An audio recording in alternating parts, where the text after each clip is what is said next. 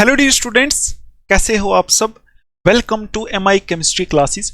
तो आज जो वीडियो है, इस वीडियो के लिए मैं बहुत ही एक्साइटेड हूँ।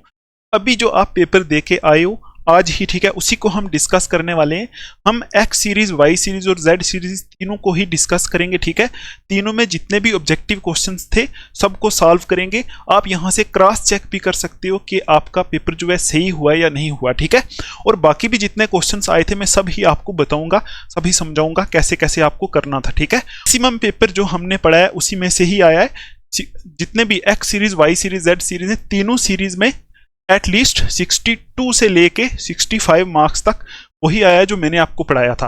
लेकिन बात इतनी है कि अगर आपने मेरा स्टार्टिंग से बैच ज्वाइन किया हुआ होगा, पढ़ा होगा, तो आप कर पाओगे उसको, ठीक है। अगर आपने रट्टा मारा है, ठीक है, टाइम पास किया है, तो फिर आप नहीं कर पाओगे, ठीक, फिर आपका अच्छा नहीं हुआ होगा। होप आप सबका पेपर अच्छा हुआ होगा, ठीक है। तो चलो देखते हैं पहले X सीरीज, ठीक है। तो जिन जिनका X सीरीज है वो अभी X सीरीज को देख सकते हो, ठीक है। जिनका Y और Z सीरीज है उसके लिए मैं डिस्क्रिप्शन में टाइम दे दूंगा, वहां टाइम के ऊपर क्लिक करके आप देख सकते हो। लेकिन सिर्फ X, Y, Z सीरीज में ऑब्जेक्टिव ही डिफरेंट है, बस, बाकी डिफरेंट नहीं है, बाकी बहुत क्वेश्चंस जो है सेम सेम है, ठीक। तो पहले देख लेते हैं X सीरीज, ठीक। तो ये है हमारा X सीरीज पेपर, ठीक है। तो इसमें देखते हैं क्या क्या पूछा है। तो पहले देखो, यही था आपका पेपर, ठीक है। तो ऑब्जेक्टिव कुछ ऐसे क्वेश्चंस हैं जो थोड़े से ऐसे कंसेप्चुअल टाइप हैं, तो वो मैं आपको करके दिखाता हूं यहाँ कि क्या क्या किसका क्या ऑप्शन था, कैसे आपको करना था, ठीक है। तो मुझे थोड़ा सा यहाँ इधर उधर मूव करना पड़ेगा, तो आप उसको थोड़ा सा एडजस्ट करना, क्योंकि मुझे पेपर पढ़ने के लिए थोड़ा सा ऐसे दूर जाना पड़ेगा। अच्छा, अब आप पहला क्वेश्चन देखो कि in which mode of expression the concentration of solution remain independent of temperature. देखो, ये पूछा है जो कंसंट्रेशन टर्म्स होती हैं, मोलैरिटी, मोलैलिटी, ठीक है, वहां से पूछा है। तो ये वाला मैंने आपको जब सॉल्यूशन चैप्टर पढ़ाया था, मैंने बताया भी था आपको कि ऐसा क्वेश्चन आपको पूछा जा सकता है। आई थिंक मैंने कराया भी था, ठीक है, अगर आपने सही से देखा होगा। तो ये जो पहला क्वेश्चन है इसका आंसर है मोलैलिटी, ठीक, मोलैलिटी। और आई थिंक ये ऑप्शन नंबर कौन सा है, मोलैलिटी, डी ऑप्शन है। पहले X सीरीज का पहले का डी ऑप्शन होगा, ठीक है, क्योंकि मोलैलिटी एक ऐसी कंसंट्रेशन टर्म होती है जहां टेम्परेचर का इफेक्ट नहीं होता है, ठीक। आई होप आपने ये ऐसे ही किया होगा। अब दूसरा क्वेश्चन है कि अगर हम ग्लूकोज को देखो, if aqueous solution of glucose is allowed to freeze, अगर हम ग्लूकोज का aqueous solution जो है, ठीक है, देखो aqueous solution का मतलब क्या होता है, aqueous का मतलब होता है वाटर। ग्लूकोज को वाटर के बीच में डालेंगे और उस सॉल्यूशन को बोलेंगे aqueous solution, और उसको अगर हम फ्रीज कर लेंगे तो फ्रीज करने पे पहले क्या प्रिसिपिटेट होगा, यही लिखा हुआ है, पहले किसके क्रिस्टल सेपरेट आउट होंगे। तो देखो, ग्लूकोज को जब आप वाटर में डालोगे, इसको फ्रीज करोगे, तो फ्रीज करने पे सॉल्वेंट फ्रीज हो जाएगा, ग्लूकोज को तो कुछ नहीं होगा, ठीक है, ग्लूकोज तो पहले से ही सॉलिड फॉर्म में है, ठीक। और फ्रीज क्या होगा, सॉल्वेंट। तो इसका आंसर आता था, देखो, पहले का डी ऑप्शन, दूसरे का आंसर आता था ये वाटर, ठीक है, वाटर फ्रीज हो जाता है। आई होप आपने यही लिखा होगा। अब थर्ड देखो, थर्ड जो है इसमें क्या पूछा हुआ है, देखो कि amount of an ion liberated on an electrode during electrolysis does not depend upon, ठीक है। जब इलेक्ट्रोलिसिस करते हैं तो वहां जो आयन जनरेट होते हैं, आयन लिबरेट होते हैं इलेक्ट्रोड पे, वो किसके ऊपर डिपेंड नहीं करते। तो इसका आंसर होगा कंडक्टेंस ऑफ सॉल्यूशन पे डिपेंड नहीं करते, ठीक है, कंडक्टेंस ऑफ सॉल्यूशन पे डिपेंड नहीं करते, ठीक, कंडक्टेंस ऑफ सॉल्यूशन इसका आंसर है, ठीक है। आई होप आपने यही लिखा होगा, ठीक। अब देखो, यहां आप देख सकते थे कि टाइम पे तो डिपेंड करता है, जितना ज्यादा टाइम तक देते रहेंगे उतना ज्यादा आयन लिबरेट होगा। करंट की स्ट्रेंथ पे भी डिपेंड करता है, ठीक है। और कंडक्टेंस ऑफ द सॉल्यूशन जो है इसका ट्रू आंसर है, राइट आंसर है, ठीक है, इसका वाटर, इसका कंडक्टेंस ऑफ सॉल्यूशन। अब नेक्स्ट देखते हैं, नेक्स्ट क्वेश्चन X सीरीज का। देखो, कोलिजन थ्योरी किसके लिए एप्लीकेबल होती है। तो कोलिजन थ्योरी आपने पढ़ी है, सीधा सीधा एप्लीकेबल होती है बाई मॉलिक्यूलर रिएक्शंस के लिए, सीधा। फोर्थ का आंसर था बाई मॉलिक्यूलर रिएक्शंस, ठीक है। जो बाई मॉलिक्यूलर रिएक्शंस होती हैं वहां ही कोलिजन्स पॉसिबल होती हैं, वहां कोलिजन थ्योरी एप्लीकेबल होती है, ठीक। आई होप आपने ये सही किया होगा। अब देखो, जो 5th नंबर वाला क्वेश्चन था ना, 5th नंबर वाला, ठीक है, मतलब ये जो ऑब्जेक्टिव है 5th वाला, इसमें देखो, इसमें क्या पूछा हुआ है, इसमें पूछा हुआ है कि अल्काइल हैलाइड जहां न्यूक्लियोफिलिक बाई मॉलिक्यूलर सब्स्टिट्यूशन होती है, बोला है जहां SN2 होती है। तो SN2 में क्या होता है, इनमें से क्या होता है? तो यहाँ एक्चुअल में कुछ भी नहीं होता है, SN2 में होता है इन्वर्जन ऑफ कॉन्फ़िगरेशन। आपको मैंने बताया था, वन शॉट में भी बताया, SN2 में जो होता है ना, जिसको बोलते हैं हम रीजेंट या कुछ, वो बैक साइड से अटैक करता है, ठीक है, अटैकिंग रीजेंट बैक साइड से अटैक करता है, तो कॉन्फ़िगरेशन इन्वर्ट हो जाती है। इसका आंसर था इन्वर्जन वाला पॉइंट, ठीक है, इन्वर्जन वाला पॉइंट इसका आंसर था, ठीक है। आई होप आपने यही लिखा होगा, इन्वर्जन ऑफ कॉन्फ़िगरेशन आएगा इसका, ठीक है। तो यहां VI क्वेश्चन देखो, VI में ये पूछा हुआ है, VI में ये पूछा हुआ है कि among the following compound strongest acid, इनमें से स्ट्रॉन्गेस्ट एसिड कौन सा है?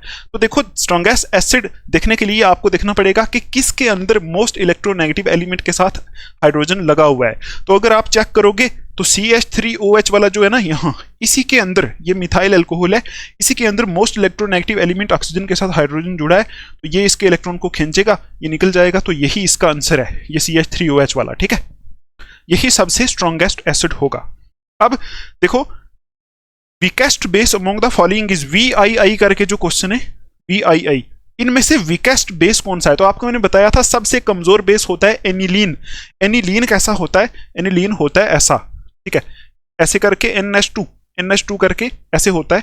तो आपको पता है, ऐसे करके हमने ऑर्गेनिक कंपाउंड्स कंटेनिंग नाइट्रोजन वाले चैप्टर में अमीन्स में पढ़ा था कि ये जो लोन पेयर होता है, ये एनिलीन का यहाँ चला जाता है, लोन पेयर अवेलेबल ही नहीं होता देने के लिए, तो फिर वो बेस कैसे होगा? अगर लोन पेयर डोनेट नहीं कर पाएगा तो बेस कैसे होगा? तो यही एनिलीन इसका आंसर है। एनिलीन सबसे वीकेस्ट बेस होगा यहाँ, ठीक है, एनिलीन आंसर है इसका, राइट आंसर एनिलीन है, ठीक। नेक्स्ट देखते हैं। अब यहां देखो, ट्रांजिशन मेटल, जब देखो ये जो क्वेश्चन पूछा हुआ है ना, आई होप आपका सही हुआ होगा, थोड़ा सा कंसेप्चुअल है कि transition metal exist in its highest oxidation state, it expected to, जब एक ट्रांजिशन एलिमेंट अपनी हाईएस्ट ऑक्सीडेशन स्टेट शो करता है, तब हम क्या बोलेंगे, वो किसकी तरह बिहेव करता है, ठीक है। ये क्या बिहेव करता है? चिलेटिंग एजेंट बिहेव करता है, ऑक्सीडाइजिंग एजेंट करता है, रिड्यूसिंग एजेंट करता है। तो आप ये सोचो, जब एक ट्रांजिशन एलिमेंट अपनी हाईएस्ट ऑक्सीडेशन स्टेट में होता है, तो इसका मतलब देखो, ट्रांजिशन एलिमेंट जो है, सपोज कोई ट्रांजिशन एलिमेंट है, सपोज वेनेडियम है, अपनी हाईएस्ट ऑक्सीडेशन स्टेट में, इसका मतलब उसने अपने सारे इलेक्ट्रॉन लॉस किए हुए हैं। तो अब वो क्या कर सकता है? वो किसी दूसरे से इलेक्ट्रॉन्स को अपने अंदर ले सकता है। तो अब जब ये दूसरे से इलेक्ट्रॉन्स को अपने अंदर लेगा, तो इसकी क्या होगी? रिडक्शन। तो खुद की इसकी रिडक्शन होगी, तो दूसरे की क्या कराएगा? ऑक्सीडेशन, ठीक है।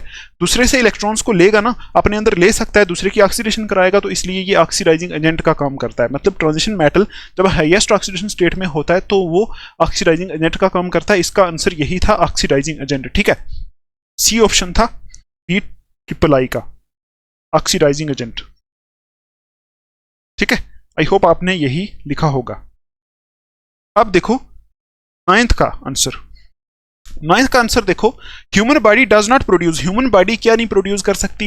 एंजाइम तो प्रोड्यूस करती है, आपको पता है, पेप्सिन, रेनिन एंजाइम प्रोड्यूस होते हैं, DNA प्रोड्यूस होता है, हार्मोन्स प्रोड्यूस करती है, विटामिन्स प्रोड्यूस नहीं कर सकती, ठीक है, विटामिन्स हमें बाहर से लेने पड़ते हैं, ठीक। तो यहां इसका आंसर आएगा विटामिन्स। आई होप आपने यही लिखा होगा, यही इसका करेक्ट आंसर है। अब देखो last question, adenosine is an example of, adenosine, आपको मैंने बायोमॉलिक्यूल में जब न्यूक्लिक एसिड्स वन शॉट पढ़ाया था, तब मैंने आपको बताया था कि एडिनिन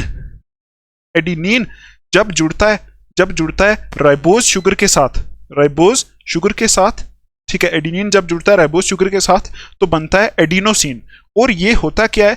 ये होता है न्यूक्लियोसाइड, ठीक है। तो इसका आंसर आएगा न्यूक्लियोसाइड, बी ऑप्शन, ठीक है। क्या आएगा इसका ऑप्शन? न्यूक्लियोसाइड, ठीक है। तो ये थे ऑब्जेक्टिव क्वेश्चंस एक्स सीरीज में, ठीक है। आई होप आपने यही लिखा होगा, ठीक है। ऑब्जेक्टिव कहीं ना कहीं से आप इधर उधर करके भी कर लेते हो। तो ये जो क्वेश्चन थे, ये थे हमारे यहां से। इसमें से भी अगर आपने सही से कंसेप्ट लगा के पढ़ा है, मेरे से ही पढ़ा है, कंसेप्ट लगा के पढ़ा है, तो आप कुछ, मैं मानता हूं कि कुछ थोड़े से मुश्किल पूछे हुए हैं, लेकिन 4 तो आप कर ही सकते हो, ठीक है। 4 या 5 तो आप आराम से कर सकते हो। अब देखते हैं नेक्स्ट सेक्शन, इसी में एक्स सीरीज में। अब देखो यहां पूछा है सेक्शन बी में very short answer type questions. देखते हैं इसमें कौन कौन से ऐसे हैं जो आप कर सकते थे आराम से। देखो पहला है rate law and law of mass action में क्या डिफरेंस है। केमिकल काइनेटिक्स अगर आपने मेरे से ही पढ़ी है या किसी से भी पढ़ी है, आप आराम से इस क्वेश्चन को कर सकते हो कि रेट लॉ और लॉ ऑफ मास एक्शन में क्या डिफरेंस है, कुछ मुश्किल नहीं पूछा है इसमें, ठीक। अब देखो what is meant by didentate and ambidentate ligands. तो मैंने आपको कराया था कोऑर्डिनेशन केमिस्ट्री में लिगेंड्स वाला पार्ट, मैंने इंपॉर्टेंट क्वेश्चंस में भी ये डाला था कि बाइडेंटेट मतलब लिगेंड क्या होते हैं, डेंटिसिटी के बेस पे उनको क्लासिफाई करो, तो एम्बीडेंटेट क्या होते हैं, ये वहां से ही आया है, ठीक है, कुछ मुश्किल नहीं है, कोऑर्डिनेशन केमिस्ट्री में से ही पूछा गया है। अब देखो why alcohols are less acidic than water, ये भी मैंने डाला था अपने उसमें इंपॉर्टेंट क्वेश्चंस में डाला था, मतलब जो एल्कोहल्स होते हैं वो वाटर से लेस एसिडिक क्यों होते हैं। मैंने जो वन शॉट कराया था उसमें भी बताया था आपको कि जो एल्कोहल्स होते हैं ना, एल्कोहल्स ROH, ये वाटर से मतलब वाटर से प्रोटॉन को एक्सेप्ट कर लेते हैं, वाटर से प्रोटॉन को एक्सेप्ट कर लेते हैं, मतलब वाटर बेटर प्रोटॉन डोनर होता है। ये मैंने आपको एक रिएक्शन करके दिखाई थी, अगर आपने ध्यान दिया होगा तो आप इसको आराम से कर पाओगे, कुछ मुश्किल नहीं है। अब देखो व्हाट इज डाइएजोटाइजेशन, ये तो आप कर सकते हो, डाइएजोटाइजेशन रिएक्शन, ठीक है, डाइएजोनियम साल्ट की प्रिपरेशन, ठीक है, तो ये तो आपने की ही होगी, इसमें कुछ मुश्किल नहीं है, ठीक। अब देखो right IUPAC names, IUPAC names लिखने थे आपको, ठीक है, इनके IUPAC नेम्स लिख के देखते हैं हम। तो पहला है CrCl2En ऐसे करके है, CrCl2En, ठीक है, NH3O2, ठीक, और इसके ऊपर चार्ज है, कितना चार्ज है प्लस। तो ये देखने के लिए ऑक्सीडेशन स्टेट मतलब इसका नोमेनक्लेचर मैंने आपको बोला था 1 या 2 मार्क्स आपके IUPAC nomenclature of coordination compound से आएंगे। तो ये जो है इसका नाम लिख के अभी हम देखेंगे, दूसरा भी लिख लेते हैं K3FeCN6, दूसरा है K3FeCN6 ऐसे करके, ठीक है। देखो इसमें पहले आपको क्या करना पड़ता है, ऑक्सीडेशन स्टेट निकालनी पड़ती है। तो आपको पता है इसके ऊपर -1 चार्ज होता है, इसके ऊपर कोई चार्ज नहीं होता है, ठीक है, इथाइलिन डाइमीन न्यूट्रल होता है, इसके ऊपर भी कोई चार्ज नहीं होता है। तो ओवरऑल इसकी ऑक्सीडेशन स्टेट निकालेंगे ना, इसको x मानेंगे, x -2 = +1, तो x = +1 +1 +2 कितना आएगा, x = +3, ऑक्सीडेशन स्टेट +3 आएगी, आप चेक कर लेना एक बार, ठीक है। अब नाम कैसे लिखने पड़ते हैं, यहां लिखोगे आप, ये क्या है अमीन है ना, तो लिखोगे डाई अमीन, AMMINE, ठीक है। उसके बाद ये दो, ये ना क्लोराइड है ये, है ना, तो क्या लिखोगे डाई अमीन डाई क्लोराइडो। उसके बाद देखो डाई अमीन डाई क्लोराइडो, EN का मतलब है इथाइलिन डाईमीन, ठीक है, हो गया डाई अमीन डाई क्लोराइडो इथाइलिन डाईमीन। अब ये क्या है क्रोमियम, तो क्या लिखोगे साथ में क्रोमियम, ठीक है, क्रोमियम, और आगे ब्रैकेट में इसकी ऑक्सीडेशन स्टेट कितनी आई 3, तो ये लिखोगे, ये इसका नाम होगा, ठीक है। आई होप आपको ये पता चला होगा कैसे लिखना है। अब इसका नाम कैसे लिखेंगे, तो पहले इसकी ऑक्सीडेशन स्टेट निकाल सकते हैं ना, K3 है, इसका मतलब ये पोटेशियम 3 है, इसका मतलब इसके ऊपर होगा 3- चार्ज। आप निकाल सकते हैं ऑक्सीडेशन स्टेट, इसको x मान लो, एक साइनाइड के ऊपर 1 माइनस चार्ज होता है, 6 के ऊपर 6 माइनस -3, x -3 + 6 करेंगे तो +3 ऑक्सीडेशन स्टेट आएगी यहाँ इसकी आयरन की। तो नाम कैसे लिखते हैं, नाम लिखते हैं पहले कैटायनिक पार्ट लिखते हैं, ठीक है, पहले पोटेशियम लिखेंगे, पोटेशियम, ठीक है। अब हेक्सा, ये 6 साइनाइड है ना, तो लिखेंगे हेक्सा, यहां इसको लिखते हैं साइनाइडो, हेक्सा साइनाइडो। और अगर आयरन जो है, ये जो कॉम्प्लेक्स आयन है, अगर इसके ऊपर माइनस चार्ज हो तो मेटल आयन आपको पता है चेंज हो जाता है, तो नाम आ जाएगा फिरेट, FERRAT फिरेट, ठीक है, पोटेशियम हेक्सा साइनाइडो फिरेट, और आगे ब्रैकेट में 3rd रोमन नंबर में ऐसे करके नाम आएगा, ठीक है। ब्रैकेट में यहां मैंने 3rd लिखा है, ब्रैकेट में यहां रोमन नंबर में ऐसे करके 3rd। आई होप आपको ये समझ में आया होगा, ऐसे ये नाम लिखने थे। अब नेक्स्ट देखो क्या पूछा है, why molecularity is applicable only for elementary reactions and order is applicable for elementary as well as complex reactions. Molecularity सिर्फ एलिमेंट्री रिएक्शन में ही क्यों यूज होती है, मॉलिक्यूलरिटी जो होती है वो कॉम्प्लेक्स रिएक्शन में क्यों नहीं यूज होती, ठीक है, क्योंकि आपको पता है मॉलिक्यूलरिटी का मतलब क्या होता है, मॉलिक्यूलरिटी होती है जहां एलिमेंट्री रिएक्शन हो, मतलब सिर्फ 1 स्टेप रिएक्शन हो, उसमें मॉलिक्यूलरिटी का यूज हो सकता है, ठीक होता है, ठीक है। तो अगर हमारे पास कॉम्प्लेक्स रिएक्शन है, वो तो 1 स्टेप रिएक्शन हो गई नहीं, उसमें बहुत सारे स्टेप्स होंगे, तो उसमें मॉलिक्यूलरिटी नहीं यूज हो सकती, ऐसे करके आप इसका आंसर दे सकते थे, ठीक। अब नेक्स्ट देखो how does average rate of reaction differ from instantaneous rate, average rate कैसे डिफरेंट है इंस्टेंटेनियस रेट से, ठीक है। तो ये करना आपके लिए कोई बड़ी बात नहीं थी, अगर आपने केमिकल काइनेटिक्स पढ़ा है तो आपने किया होगा आराम से, ठीक है। अब देखो ये जो आगे वाला है ये मैंने अपने नोट्स में डाला है कि जो हेलोएरीन्स होते हैं, why are haloarenes less reactive than haloalkanes toward nucleophilic substitution reactions. मैंने अपने नोट्स में भी डाला था, हेलोएरीन्स में न्यूक्लियोफिलिक सब्स्टिट्यूशन रिएक्शंस नहीं होती, उसके कुछ रीजंस होते हैं, जैसे इनस्टेबिलिटी ऑफ फिनाइल कैटायन बोला था मैंने, रेजोनेटिंग स्ट्रक्चर्स ऐसा कुछ बोला था, ठीक है। 3-4 इसके पॉइंट्स होते हैं। आई होप आपने ये क्वेश्चन कर लिया होगा, इसमें कुछ मुश्किल नहीं लगा होगा आपको, ठीक है। आगे चलें, अब देखते हैं सेक्शन सी। तो देखो सेक्शन सी में क्या पूछा हुआ है, पहला क्वेश्चन देखो, फार्मिक एसिड जो है वो स्ट्रॉन्गर एसिड होता है एसिटिक एसिड से, एक्सप्लेन करो। तो आपको पता है फार्मिक एसिड होता है ये, अगर आपको बेसिक कंसेप्ट है तो फार्मिक एसिड ये होता है और एसिटिक एसिड होता है ये CH3COOH, ठीक है, ठीक है। तो एसिड स्ट्रेंथ जो होती है वो देखने के लिए आपको ये करना पड़ता है, देखो आपको यहां से खुद देख के ही पता चल जाना चाहिए कि फार्मिक एसिड जो होता है वो स्ट्रॉन्ग एसिड है एसिटिक एसिड से। क्यों? क्योंकि अगर हम इसकी स्ट्रक्चर बनाए ना तो यहाँ H लगा हुआ है, C डबल बॉन्ड O और OH, ये हो गया फार्मिक एसिड। और ये जो होता है CH3COH, इसकी स्ट्रक्चर कैसी होती है, CH3 ऐसे करके C double bond O OH। और एसिड होने के लिए ये चीज बाहर निकलना जरूरी है, ये हाइड्रोजन निकलना जरूरी है। तो जब ये हाइड्रोजन निकलेगा तो आप बताओ किस में जल्दी हाइड्रोजन निकलेगा। देखो इसमें ये एक CH3 लगा है ना, ये अल्काइल ग्रुप है, ठीक है, इंडक्टिव इफेक्ट दिखा रहा है, प्लस आई इफेक्ट दिखा रहा है। तो यहाँ इस ऑक्सीजन के पास इलेक्ट्रॉन ज्यादा हैं क्योंकि इसका इंडक्टिव इफेक्ट है, इसलिए ये हाइड्रोजन आसानी से नहीं निकलेगा। लेकिन इसमें कोई इंडक्टिव इफेक्ट वाला ग्रुप नहीं है, इसमें ये हाइड्रोजन आसानी से निकल जाएगा, इसलिए ये ज्यादा स्ट्रॉन्ग एसिड है, फार्मिक एसिड स्ट्रॉन्ग एसिड होता है, ठीक। आई होप आपने किया होगा ये। अब देखो नेक्स्ट क्वेश्चन है, कंडक्टिविटी डिफाइन करो, molar conductivity for the solution of an electrolyte. Conductivity and molar conductivity define करना तो आपके लिए आसान सी बात है अगर आपने इलेक्ट्रोकेमिस्ट्री पढ़ा है, ठीक। अच्छा नेक्स्ट देखते हैं, एक्सप्लेन करो ट्रांजिशन मेटल्स के बारे में, मैग्नेटिक बिहेवियर और ऑक्सीडेशन स्टेट्स। तो मैंने आपको बोला भी था मैग्नेटिक बिहेवियर में क्या होता है, पैरामैग्नेटिज्म कौन शो करता है, डायमैग्नेटिज्म कौन शो करता है, ठीक है, वो वाला। और ऑक्सीडेशन स्टेट में मैंने आपको बोला था ना, डी ब्लॉक जो है उनका ऑक्सीडेशन स्टेट का ऐसे एक सीरीज बना के दिखाया था, वही है, ठीक है, वही आपको लिखना था। अब देखो हाउ इज पोटेशियम डाइक्रोमेट। अब देखो पोटेशियम डाइक्रोमेट की प्रिपरेशन पूछी हुई है, मैंने आपको बोला था कि कर लेना इसको, ठीक है। पोटेशियम डाइक्रोमेट की प्रिपरेशन पूछी है, अगर आप हार्ड जोन वाले हो, पोटेशियम डाइक्रोमेट पढ़ रहे हो तो उसकी प्रिपरेशन अभी देख लेना, ठीक है, ये पूछा है। अब नेक्स्ट जो है 5 वाला, उसमें देखो कोऑर्डिनेशन कंपाउंड की एप्लीकेशंस पूछी है मेडिसिनल केमिस्ट्री में और बायोलॉजिकल सिस्टम में, ठीक है। मेडिसिनल केमिस्ट्री में मेडिसिन के तौर पे यूज होता है, ठीक है, तो ये आपने किया होगा, ठीक है। उसके बाद देखो ये जो VI वाला एक कन्वर्जन है, ये मैंने आपको नहीं कराया था इस बार, तो ये मैं मानता हूं कि 3 मार्क्स का एग्जाम में वो आया जो मैंने नहीं कराया, ठीक। कन्वर्जन को छोड़ दो, अभी मैंने नहीं कराया था आपको।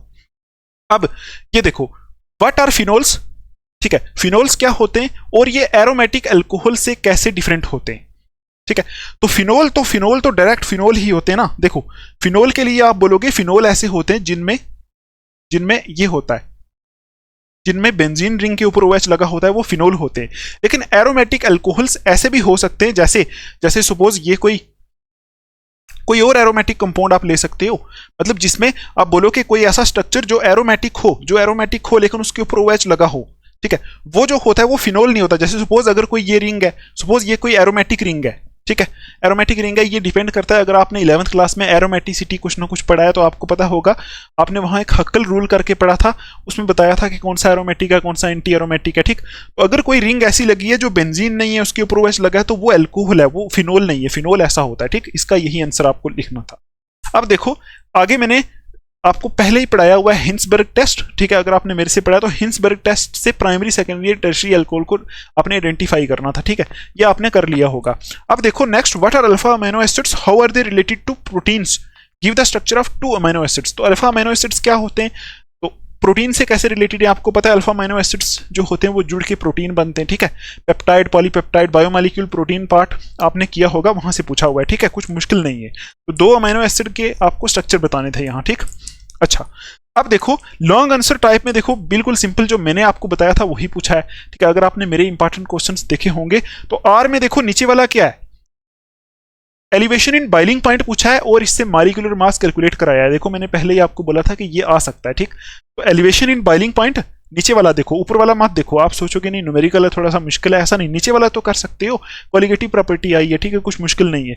ऊपर वाले में भी mole fraction, molarity, molality define करना था, और वो छोटा सा क्वेश्चन है, डिफाइन भी कर देते तब मिल जाते कुछ ना कुछ मार्क्स, ठीक। आई होप आपने ये किया होगा। अब देखो इलेक्ट्रोकेमिस्ट्री के जो मैंने दिए थे आपको क्वेश्चंस, वहां कोलरोश लॉ मैंने आपको बताया था ना, है ना, कोलरोश लॉ की एप्लीकेशंस पूछी हैं पहले।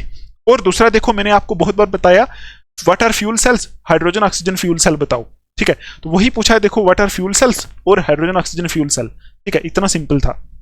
अब रिएक्शंस में देखो, क्या ये रिएक्शंस आप नहीं कर सकते? मैंने सारी की सारी ये रिएक्शंस आपको वन शॉट में भी कराई थी, ठीक है। तो क्या आप एस्टरीफिकेशन नहीं कर सकते, केनिज़ारो रिएक्शन नहीं कर सकते, ठीक है, क्रॉस एल्डोल कंडेंसेशन और डीकार्बोक्सिलेशन नहीं कर सकते? आप आराम से कर सकते हो, वन शॉट भी जिसने देखा होगा वो भी कर लेगा। और आई होप आपने सबने ये किया होगा। और जो आर में पूछा हुआ है, right 5 methods of preparation of aldehydes, aldehydes के 5 मेथड ऑफ प्रिपरेशन पूछे हैं, ठीक है, कुछ मुश्किल नहीं पूछा है। How aldehyde distinguished from ketones using Tollens and Fehling's reagent, ये भी आपको मैंने बताया था, oxidation by Tollens reagent and Fehling solution, वही पार्ट है यहाँ। एल्डिहाइड कीटोन को कैसे डिस्टिंग्विश कर सकते हैं, ऑक्सीडेशन बाय टॉलरेंस रिएजेंट और फेलिंग सॉल्यूशन, ठीक है। अगर आपने ध्यान से पढ़ा होगा तो कोई प्रॉब्लम आपको आने वाली नहीं थी, ठीक। सिर्फ मैं मानता हूं कि ये जो कुछ ऑब्जेक्टिव क्वेश्चंस थे, इनमें से 3-4 ऐसे हैं जो आपसे नहीं होंगे, ठीक है। कुछ ऐसे हैं जैसे देखो, कुछ ऐसी चीजें पूछी हुई है ना, जैसे ये वाला हो गया, ठीक है। तो ये तो आपसे हो जाना चाहिए था, ये भी हो जाना चाहिए था, ये भी हो जाना चाहिए था। ये एनिडीन वाला अगर आपने ऑर्गेनिक कंपाउंड्स कंटेनिंग नाइट्रोजन पढ़ा तो हो जाना चाहिए था, कुछ मुश्किल नहीं है, ठीक। अच्छा, तो ठीक है, फिर ये था हमारा एक्स सीरीज। आई होप आप सबका जिन जिन का एक्स सीरीज था वो अच्छा हुआ होगा। अभी हम देखते हैं वाई सीरीज, ठीक है, वाई सीरीज देखते हैं। तो वाई सीरीज जो है ये वाला है, देखो यही था वाई सीरीज। इसमें पहले हम देख लेते हैं ऑब्जेक्टिव क्वेश्चंस, ठीक। तो ऑब्जेक्टिव में आप देखो पहले क्या पूछा हुआ है। पहला जो क्वेश्चन है, मैं मानता हूं कि थोड़ा सा ये मुश्किल था, ठीक है। अगर आपने क्वेश्चंस किए होंगे न्यूमेरिकल तब ही आप इसको कर पाओगे, ठीक। तो molarity of the liquid HCl if density of the solution is 1.17 ग्राम। देखो डेंसिटी दी है आपको, यहां इसमें डेंसिटी दी है 1.17 ग्राम पर क्यूबिक सेंटीमीटर, ये दी है। और पूछा क्या है, मोलैरिटी निकालो, ठीक है, मोलैरिटी निकालो। तो मोलैरिटी आपको कैसे निकालनी थी? मोलैरिटी का एक फार्मूला होता है, मोलैरिटी इज इक्वल टू, देखो मैं आपको बताता हूं, डेंसिटी इन ग्राम पर litre divided by molecular mass. ये फार्मूला अगर आप यूज कर लेते तो आपका क्वेश्चन हो जाता, ठीक है। आई होप आपने ये किया होगा, ठीक है। तो ऐसा एक फार्मूला होता है। तो देखो यहां क्या करना था, आपको दिया हुआ है आपको HCl दिया है, तो इसका मॉलिक्यूलर मास निकाल सकते हो। हाइड्रोजन का 1 होता है, इसका 35.5 होता है, तो देखो 35.5 होता है इज इक्वल टू 36.5 आता है, ठीक। तो आपको निकालनी थी डेंसिटी इन ग्राम पर लीटर। देखो ये ग्राम पर क्यूबिक सेंटीमीटर है, इसको पहले ग्राम पर लीटर में चेंज करना था, ठीक है। बस उसको यहां पुट करके निकाल देना था, वही आंसर आता। अब इसको करते कैसे हैं आप देख लो, हो सकता है आपको काम आ जाए आगे अगर आप हार्ड जोन वाले हो। देखो ग्राम पर क्यूबिक सेंटीमीटर को ग्राम पर लीटर में कैसे चेंज करते हैं, तो देखो 1.17 ग्राम पर क्यूबिक सेंटीमीटर है ना, सीसी लिखा है क्यूबिक सेंटीमीटर, तो 1.17 ग्राम पर ml भी इसको लिख सकते हैं, क्योंकि 1 cubic centimetre equal to 1 ml होता है, ठीक। तो अब इसको हम ऐसे भी लिख सकते हैं 1.17 ग्राम पर ml, ऐसे भी लिख सकते हैं। अब इसको आप लीटर में चेंज करो, 1.17 ग्राम ऊपर लिखो डिवाइडेड बाई ml है ना, तो m की जगह मिली, m का मतलब होता है मिली होता है 10⁻³ और l को लीटर ऐसे कर दो। अब इसको अगर आप सॉल्व करोगे तो ऐसे आएगा 1.17, ठीक है। और इसको ऊपर ले जाओ, 10⁻³ है तो ऊपर जाएगा 10⁻³ हो जाएगा। तो मतलब यहां से यह आ जाएगा ग्राम पर लीटर, इसमें चेंज हो जाएगा। अब इसको इससे मल्टीपल करोगे 1170 आएगा ग्राम पर लीटर। बस इस 1170 को यहां रखना था, 1170 ये वाला डेंसिटी ग्राम पर litre divided by molecular mass 36.5। बस इसको सॉल्व करते तो आपका यहां से आना चाहिए था 32.05 ये आंसर था, ठीक है। इसका ये है वो ठीक है, ठीक, बाकी वाले गलत हैं, 32.05 वाला। उसके बाद देखो नेक्स्ट क्वेश्चन, कौन सी यहां से कॉलिगेटिव प्रॉपर्टी है, तो यहां से डायरेक्ट ऑस्मोटिक प्रेशर आपको लिखना था, ऑस्मोटिक प्रेशर कॉलिगेटिव प्रॉपर्टी है, ठीक। अब ये जो थर्ड वाला है ना, इसका जिसने -0.59 लिखा है ना, -0.59 वोल्ट, उसका ठीक है, बाकी सब का गलत है। इसका आंसर -0.59 वोल्ट था, ठीक है। अच्छा नेक्स्ट देखते हैं अभी। तो देखो रेट कांस्टेंट दिया हुआ है, बताओ ऑर्डर ऑफ रिएक्शन कौन सा है। तो रेट क्या दिया हुआ है, देखो रेट कांस्टेंट दिया हुआ है, रेट कांस्टेंट का यूनिट चेक करना पड़ता है आपको, ठीक है। तो ये जो क्वेश्चन है ये थोड़ा सा आउट ऑफ सिलेबस है, क्योंकि देखो यहाँ आपके सिलेबस में जो लिखा था 0 और फर्स्ट ऑर्डर पढ़ना है, लेकिन यहाँ ये थर्ड ऑर्डर पूछा है। ये जो यूनिट होता है ना, ये यूनिट होता है थर्ड ऑर्डर रिएक्शन का। तो इसका आंसर जिसने 3 लिखा वो ठीक है, ठीक है। 3 जिसका थर्ड ऑर्डर जिसने लिखा वो ठीक है, बाकी सबका गलत है, ठीक है। IV फोर्थ का जो है थर्ड ऑर्डर, फोर्थ का आंसर था थर्ड ऑर्डर, ठीक है। अच्छा नेक्स्ट देखो ईज ऑफ डिहाइड्रोहैलोजिनेशन। मैंने आपने वन शॉट में बताया था डिहाइड्रोहैलोजिनेशन रिएक्शन, उसमें ईज जो होती है वो ये होती है 3 डिग्री 2 डिग्री 1 डिग्री। सबसे ज्यादा डिहाइड्रोहैलोजिनेशन इसमें होती है। तो वी जो था ना वी वाला क्वेश्चन, उसका आंसर था ये 3 डिग्री 2 डिग्री 1 डिग्री, ठीक है। अच्छा अब आगे देखो which of the following compounds can be used as anti freeze. तो इसका इथाइलिन ग्लाइकोल था, इथाइलिन ग्लाइकोल को एंटी फ्रीज के लिए यूज किया जाता है। जो हमारे कार के अंदर होते हैं ना कूलेंट, उसमें यूज होता है ये इथाइलिन ग्लाइकोल। इसकी वजह से वो जो कूलेंट होता है वो जमता नहीं है, इसको एंटी फ्रीज के तौर पे यूज किया जाता है। जिसने ये लिखा है वो सही है, ठीक। नेक्स्ट देखते हैं विच of the following is the strongest base in aqueous solution. तो यहां से डाई मिथाइल अमीन जिसने लिखा है वो सही है, ठीक।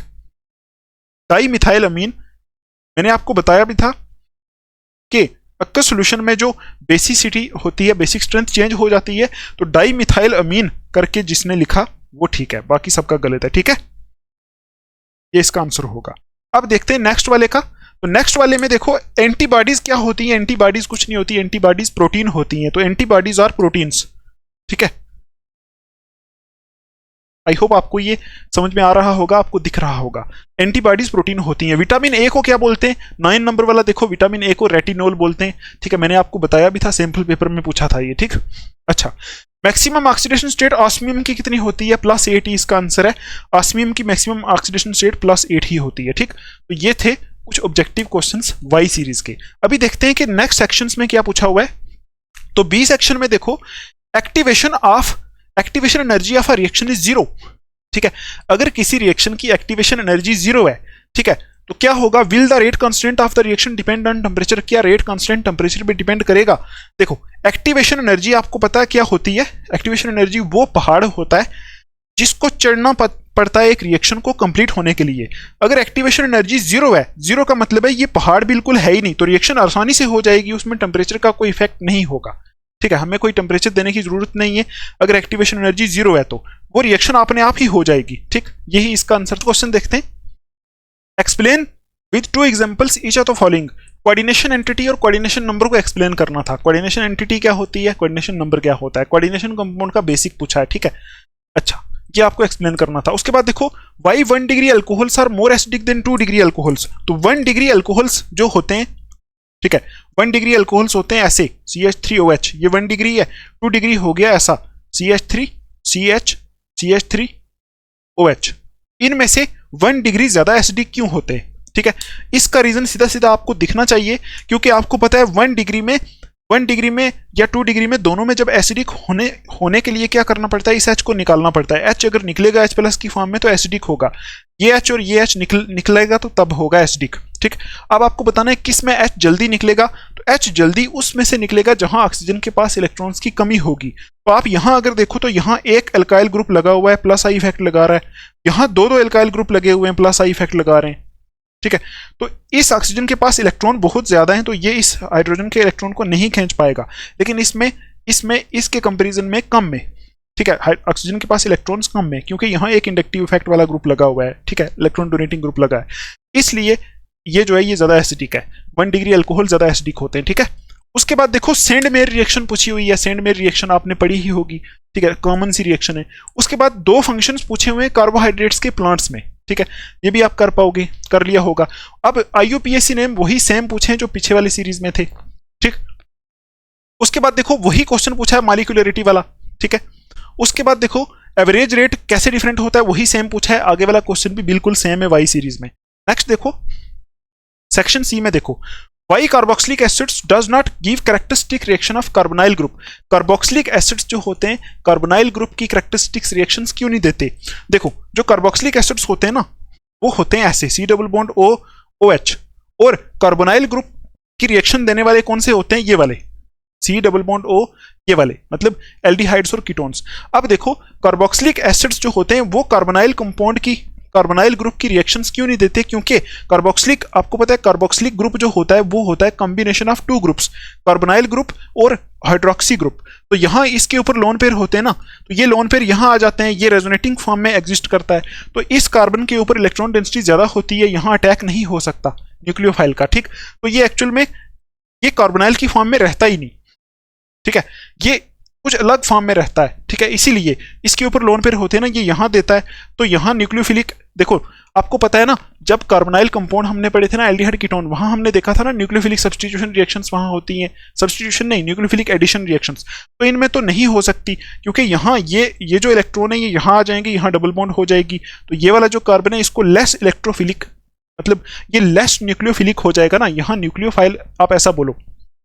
इसके ऊपर प्लस चार्ज अगर होगा, इस कार्बन के ऊपर अगर प्लस चार्ज होगा तभी तो न्यूक्लियोफाइल यहाँ अटैक कर पाएगा। लेकिन ये इलेक्ट्रॉन, ये ऑक्सीजन अपने इलेक्ट्रॉन यहाँ दे रहा है तो इसके ऊपर प्लस चार्ज जो है कम में, ठीक है। तो इसलिए कार्बोक्सिलिक एसिड में अलग किस्म की रिएक्शंस होती हैं, कार्बोनाइल कंपाउंड की रिएक्शंस, जो कार्बोनाइल ग्रुप है उसकी रिएक्शंस नहीं होती, ठीक। उसके बाद देखो वही सेम पूछा हुआ है कि ट्रांजिशन मेटल की प्रॉपर्टीज एक्सप्लेन करो, ठीक है। कौन कौन सी पूछी है? मैग्नेटिक बिहेवियर और ऑक्सीडेशन स्टेट, ठीक। उसके बाद बाकी सारे क्वेश्चन देखो सेम है, बिल्कुल सेम है, कन्वर्जन भी वही पूछी है। नेक्स्ट देखते हैं वही फिनोल क्या होता है, कैसे डिफरेंट होते हैं, वही सेम है। डी सेक्शन में भी देखो बिल्कुल सेम है, ठीक है, सारा कुछ सेम है। नेक्स्ट देखते हैं वही, देखो सब कुछ सेम है, aldol condensation, cross aldol condensation, common C reaction से। अगर आपने साल पूरा मेहनत की होगी तो आपका पेपर आज पूरा होना चाहिए, ठीक है, हुआ होगा। ये था हमारा वाई सीरीज। अभी हम देख लेते हैं जेड सीरीज के ऑब्जेक्टिव क्वेश्चंस, ठीक है। तो ये है हमारा जेड सीरीज, ठीक है। पहले ऑब्जेक्टिव देखते हैं इसके। तो देखो यहां पहला जो पूछा है molarity of 900 gram of water is, 900 gram of water की मोलैरिटी क्या होगी? अगर आपको मोलैरिटी निकालना आता है तो आपको पता है 900 gram of water is equal to होता है 900 ml ऑफ वाटर, ठीक है, ठीक है। और मोलैरिटी क्या होता है? मोलैरिटी इज इक्वल टू होता है moles upon volume of solution in litre, यही होता है ना, वॉल्यूम इन लीटर। तो अगर 900 ग्राम यहां वाटर दिया है तो इसके नंबर ऑफ मोल्स आप निकाल सकते हो, ठीक है। मोल्स पता है ना आपको, moles is equal to mass upon molecular mass. Mass दिया है 900, मॉलिक्यूलर मास वाटर का कितना होता है 18, तो ये यहां से आप मोल्स निकाल सकते हो। इन मोल्स को यहां पुट करना है, वॉल्यूम यहां 900 ml है, ठीक है। 900 ग्राम वाटर की वॉल्यूम 900 ml ही होती है, ठीक है। जैसे 500 ग्राम वाटर की वॉल्यूम होगी 500 ml। अब यहाँ वॉल्यूम को लीटर में रखना है, इसको लीटर में कन्वर्ट कर सकते हैं, 900 इंटू 10⁻³ लीटर, ठीक है। तो इतने लीटर आएगी, ठीक। तो बस उसको यहाँ रखो, मोल्स निकाल के यहाँ रखो, तो इसका आंसर 55 पॉइंट जो है यही वाला आएगा, ठीक है, 55.5 जिसका ये आया। आप निकालो ऐसे करके, सही होगा, ठीक है।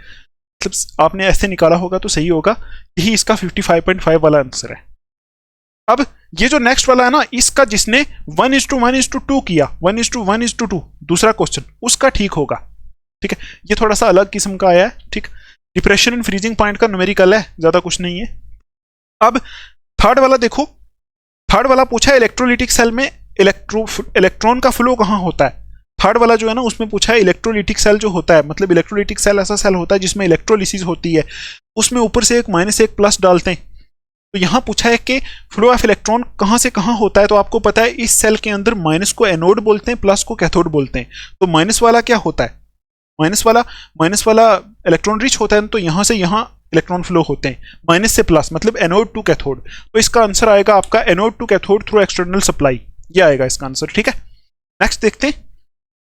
तो यहां देखो ये पूछा है time required for 100% completion of zero order reaction. तो आपने जैसे हाफ लाइफ पीरियड पड़ा हुआ है ना, वैसे ही ये 100% कंप्लीशन के लिए ये मतलब केमिकल काइनेटिक्स का क्वेश्चन है, कुछ ज्यादा नहीं है। जीरो ऑर्डर रिएक्शन जब 100% कंप्लीट होगी तो क्या होगा, ठीक है। तो A/K इसका आंसर ही होगा, ठीक है, A/K ही इसका आंसर है, ठीक। अच्छा, among the following, next question, molecule with highest dipole moment. तो इसका आंसर अगर आपने CH3Cl लिखा है CH3Cl लिखा है तो ठीक है, अगर नहीं लिखा तो गलत है। ठीक, इसका आंसर यही होगा CH3Cl। अब नेक्स्ट देखो, phenol reacts with bromine in chloroform at, देखो यहां लो टेम्परेचर लिखा हुआ है ना, तो लो टेम्परेचर पे यहां बोला हुआ है कि जो फिनोल है वो ब्रोमीन के साथ रिएक्ट करता है लो टेम्परेचर पे, ठीक है, ब्रोमीन के साथ। तो यहां बनेगा क्या, बनेगा इलेक्ट्रोफिलिक सब्स्टिट्यूशन रिएक्शन है और कुछ नहीं है। OH यहां लगा दो, ब्रोमीन को एक बार यहां लगा दो, प्लस ब्रोमीन को एक बार पैरा पोजीशन पे लगा दो। ठीक है, अगर कंसेप्ट है आपको थोड़ा सा केमिस्ट्री का तो आपको हो जाना चाहिए। तो ये इसका आंसर है। ये आर्थो ब्रोमो है, ये पैरा ब्रोमो है, तो आंसर आएगा mixture of ortho and para bromo. ठीक है, दूसरा बी ऑप्शन इसका आंसर है। जिसने ये लिखा है mixture of ortho and para bromo उसका ठीक है। अच्छा, नेक्स्ट देखते हैं। अभी देखो स्ट्रॉन्गेस्ट बेस यहां से कौन सा है, तो देखो स्ट्रॉन्गेस्ट बेस सबसे पहले वाला जो है ना वो एनिलीन है। यहां देखो इस पहला जो क्वेश्चन यहां जो ना VII वाला स्ट्रॉन्गेस्ट बेस में C6H5NH2 है पहला, यही है ना। ये स्ट्रॉन्गेस्ट नहीं होगा, ये सबसे वीकेस्ट बेस है। ठीक, C6H5NH2 ये एनिलीन है, एनिलीन सबसे वीकेस्ट बेस होता है। बाकी दो में भी देखो डबल बॉन्ड्स हैं, बाकी दो में डबल बॉन्ड्स हैं, और डबल बॉन्ड्स क्या करती हैं आपको पता है ना। देखो बाकी दो कुछ ऐसे हैं, ऐसे करके हैं कुछ, ठीक है, दूसरा और तीसरा ऑप्शन कुछ ऐसा है। तो आपको पता है डबल बॉन्ड जो होती है ना ये इलेक्ट्रोनेगेटिव का काम करती हैं। इसकी हाइब्रिडाइजेशन sp2 होती है, डबल बॉन्ड्स वाले कार्बन की इलेक्ट्रोनेगेटिव कार्बन होते हैं ये, ठीक है, डबल बॉन्ड वाले। तो ये इन इलेक्ट्रॉन को डोनेट करने से रोक सकती हैं। ठीक, लेकिन जो लास्ट वाला ऑप्शन है CH3 CH2 CH2 NH2, ठीक है, CH3 CH2 CH2 NH2, ये जो ऑप्शन है ये स्ट्रॉन्गेस्ट बेस मेरे हिसाब से होगा। ठीक है, ये ऑप्शन होगा इसका। क्यों, क्योंकि इसमें कोई डबल बॉन्ड नहीं है, कुछ ऐसा नहीं है, तो ये सीधा सीधा इंडक्टिव इफेक्ट के थ्रू यहाँ इलेक्ट्रॉन दे रहे हैं, तो ये अपने इलेक्ट्रॉन डोनेट करेगा, ये स्ट्रॉन्गेस्ट बेस होगा। ठीक, अच्छा, उसके बाद देखो ये तो आपको पता ही होगा KMnO4 वाला जो है, ठीक है, उसको जब हम हाई हीट करते हैं तो क्या मिलता है, तो K2MnO3 मिलेगा, ठीक है, प्लस MnO2 मिलता है। देखो मैं लिख रहा हूं MnO2 प्लस O2, तो दूसरा ऑप्शन है आई थिंक इसका K2MnO3, पोटेशियम मैग्नेट मिलता है plus manganese dioxide plus oxygen. देखो पेपर ऐसा पूछा गया है कि आपको पूरी केमिस्ट्री ही बहुत अच्छे से पढ़नी थी। ठीक है, जिसने टाइम पास किया रट्टा मारा है तो उससे ये नहीं हुआ होगा। ठीक, तो अभी आप अगर हार्ड जोन वाले हो, मेहनत कर रहे हो, तो अभी आपके पास 1 महीना है, आप मेहनत कर लो। ठीक है, अच्छा, नेक्स्ट देखो यहां से nitrogen base that is found in RNA but absent in DNA। RNA में कौन सा बेस होता है, RNA में यूरासिल होता है, इसका वही आंसर है। अब विटामिन B1 की डेफिशिएंसी से बेरी बेरी बीमारी लगती है, वो आपको पता है। ठीक, अच्छा, नेक्स्ट देखते हैं सेक्शन बी में। देखो क्या है, तो यहां what is the effect of temperature on the rate of reaction. Temperature का क्या इफेक्ट पड़ता है रेट ऑफ रिएक्शन पे, आपको पता है 10 डिग्री टेम्परेचर बढ़ाने से रेट ऑफ रिएक्शन डबल हो जाता है ना, वही है। What is the difference between inner and outer orbital complex, ये क्वेश्चन मैंने अपने इंपॉर्टेंट क्वेश्चन कोऑर्डिनेशन केमिस्ट्री में PDF में डाला हुआ है। ठीक है, तो inner and outer orbital complex normal चीज है अगर आपने कोऑर्डिनेशन केमिस्ट्री पढ़ी है। ठीक है, अच्छा, उसके बाद है direct nitration of aniline is not carried out at all, explain why. जब हम एनिलीन की डायरेक्ट नाइट्रेशन करते हैं तो वो डायरेक्ट नाइट्रेशन नहीं होती, एनिलीन ये होता है, एनिलीन होता है ये वाला एनिलीन। ठीक, ये मैंने आपको बड़े अच्छे से बताया था कि जब एनिलीन की डायरेक्ट नाइट्रेशन, जिन्होंने मेरे से पढ़ा है पूरा चैप्टर जैसे मैंने डिटेल में पढ़ाया था, वो इस क्वेश्चन को करके आए होंगे। जब एनिलीन की डायरेक्ट नाइट्रेशन करते हैं ना तो क्या होता है, ये नाइट्रेशन करने के लिए हम यूज करते हैं कंसंट्रेटेड H2SO4 और कंसंट्रेटेड HNO3, और ये होते हैं ऑक्सीडाइजिंग एजेंट्स। तो डायरेक्ट नाइट्रेशन करते हैं तो इस NH2 की भी ऑक्सीडेशन हो जाती है। ठीक, तो हमें करना क्या, हमें इसकी ऑक्सीडेशन नहीं करनी है, हमें बेंजीन रिंग के ऊपर NO2 ग्रुप ऐड करना है। तो इसलिए हम क्या करते हैं, अगर डायरेक्ट नाइट्रेशन करें तो इसकी भी ऑक्सीडेशन हो जाएगी, NH2 ऑक्सीडाइज हो जाएगा। इसलिए हम क्या करते हैं, पहले इसको प्रोटेक्ट कराते हैं, पहले इसको किसी और के साथ रिएक्ट करा के उसके बाद हम नाइट्रेशन करते हैं। यही इसका आंसर था। ठीक है, अच्छा, अब देखो how will you synthesise salicylic acid from phenol. Salicylic acid को आप फिनोल से कैसे प्रिपेयर कर सकते हो, तो सैलिसिलिक एसिड होता कैसा है, देखो सैलिसिलिक एसिड होता है ये OH COOH, ये होता है सैलिसिलिक एसिड। इसको आपको प्रिपेयर करना था फिनोल से, इससे।